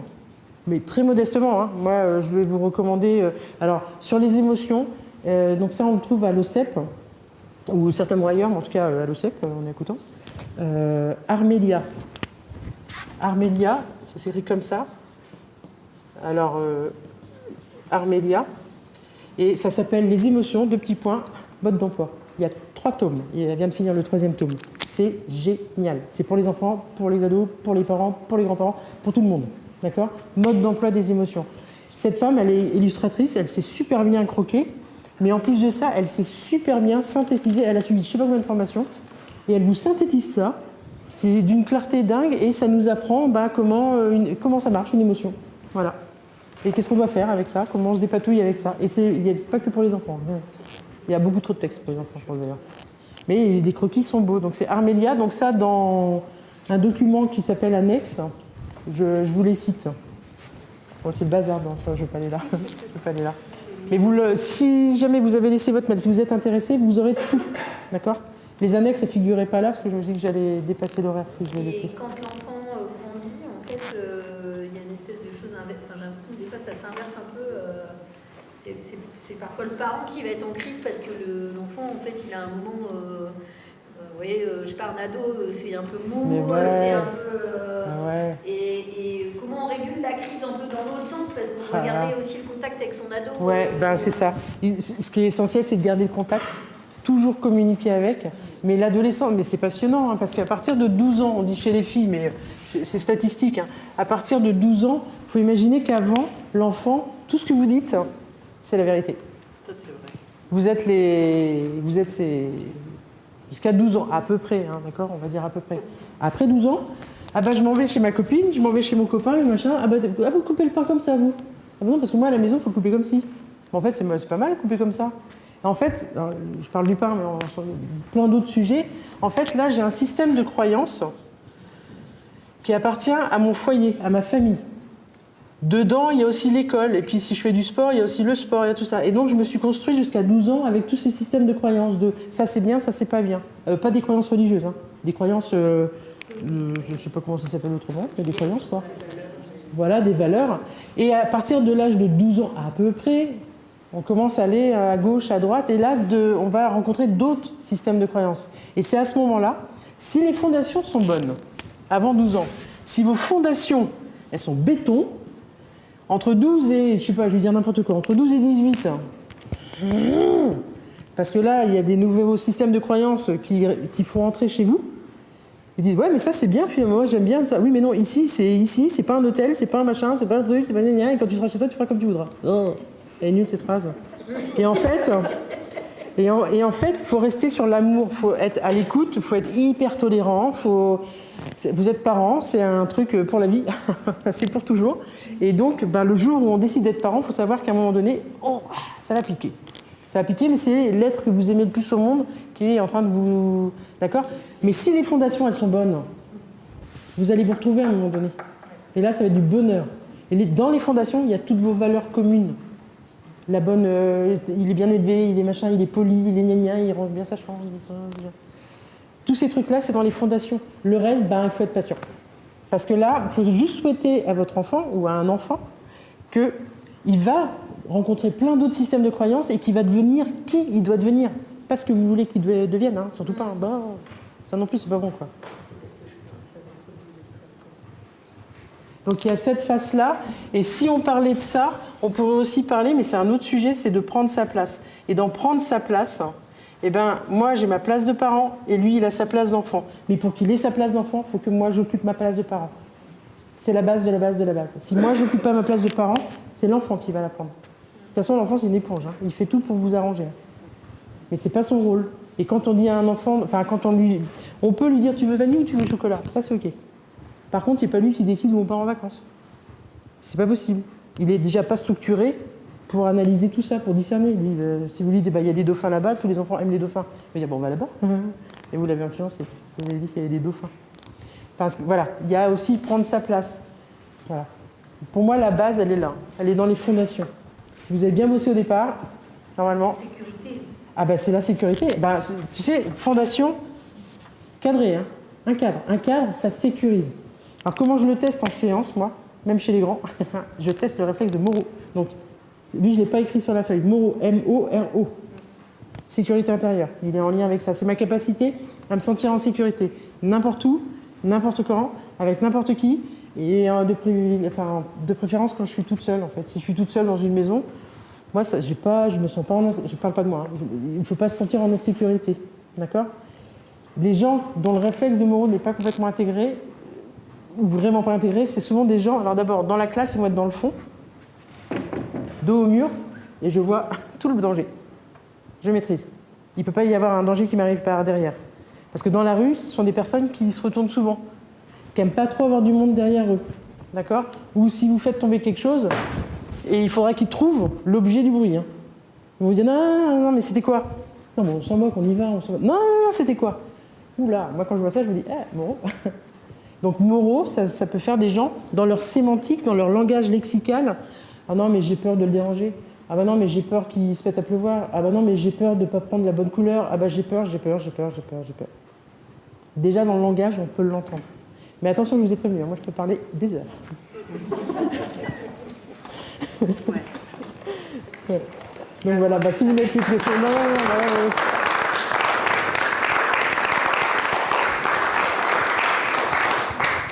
Voilà, donc si vous avez retenu 12%, c'est super. Si vous avez reptilien, limbique et néocortex, c'est génial. Voilà. Et éteignez le feu du reptilien. Voilà, pour savoir dire. Merci beaucoup. Merci à toi.